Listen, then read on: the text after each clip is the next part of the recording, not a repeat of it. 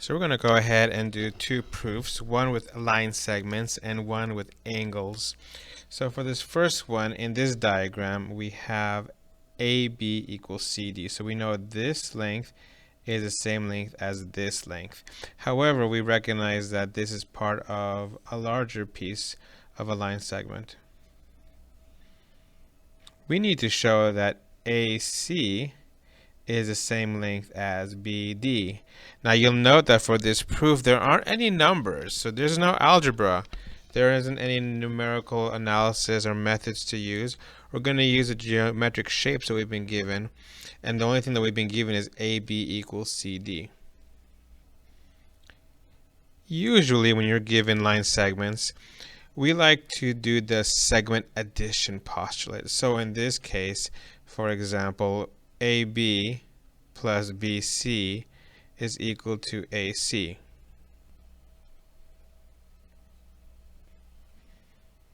We also know that BC plus CD is BD.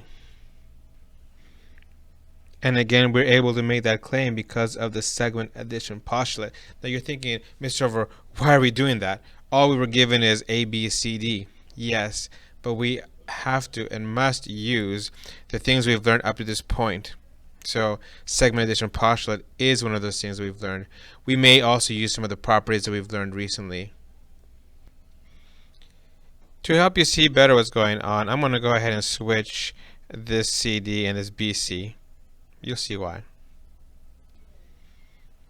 So we said originally, we were told that AB is equal to CD. So you see the CD right here? That could be AB. We can substitute. So I'm going to replace that CD and put AB instead.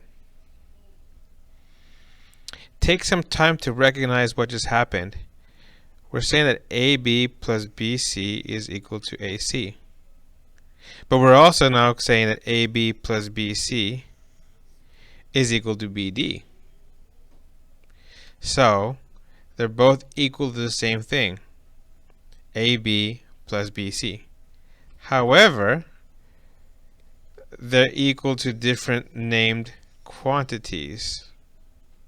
So by the substitution property, we begin with this equation, this segment addition postulate that we had before, but we're going to replace AB plus BC with AC. And now we have what we were wanting to prove. We wanted to show that AC is equal to BD. And we have shown that AC is equal to BD. Now this is tough because we don't have numbers, we weren't given values. We're using geometric shapes. We're kind of creating and using algebraic properties to go ahead and come to a conclusion.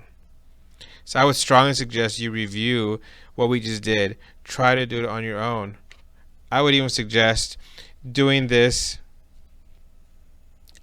again, but maybe pick it up from this point, and instead of replacing the CD with AB, why don't you replace this AB with CD and see if you get to the same conclusion that we did. That conclusion will be that AC at the end is equal to BD. So substitution was used quite a bit in this proof. You're going to want to maybe comment on that. For example 3, we have some angles. So we know that angle 1 and angle 3 are equal to each other. They told us so right here, and we also know that because of these symbols. These symbols mean that these two angles mean that they're congruent to each other. Now all that we are given is that angle 1 is equal to angle 3. Once again, we don't have any angle measurements. We have these convenient points to help us to define angles. We want to prove that ECB, we want to show that this angle right here is the same as this angle right here.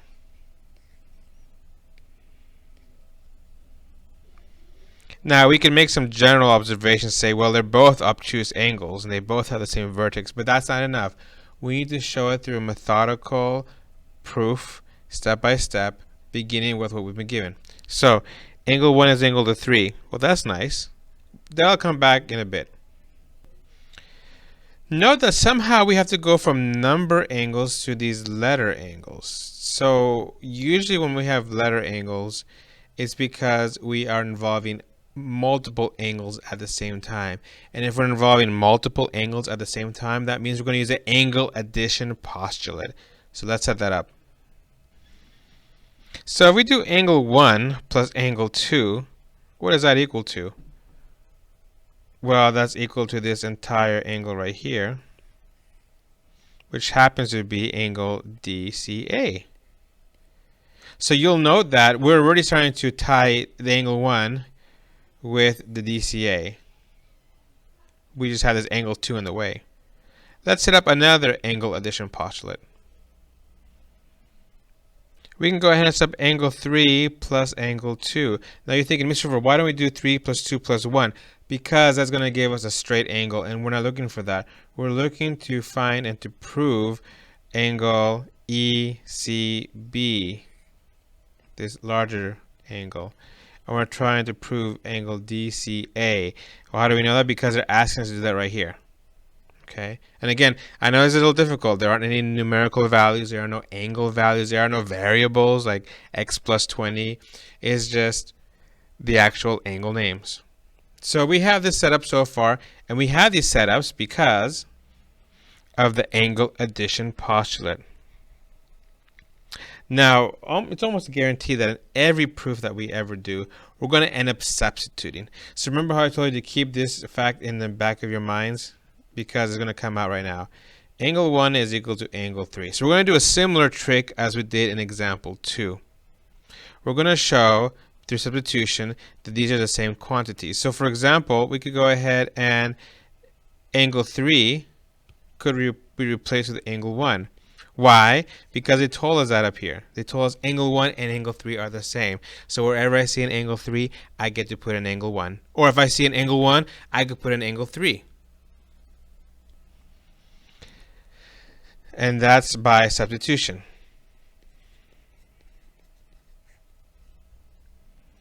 If we substitute again, note that these are both equal to the same amount. Angle 1 plus angle 2, angle 1 plus angle 2. So they're both equal to each other, right? We could say, for example, angle 1 plus angle 2 equals angle 1 plus angle 2. That's true. It's the same exact thing no matter what. But this angle 1 plus angle 2 is angle DCA. And this angle 1 plus angle 2 is ECB.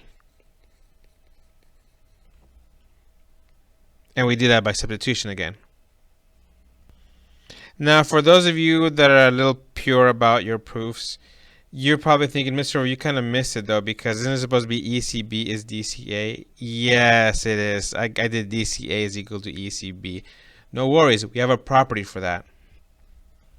By the symmetric property, right, we get to flip them around. It's a mirror image of itself. I can flip these two around.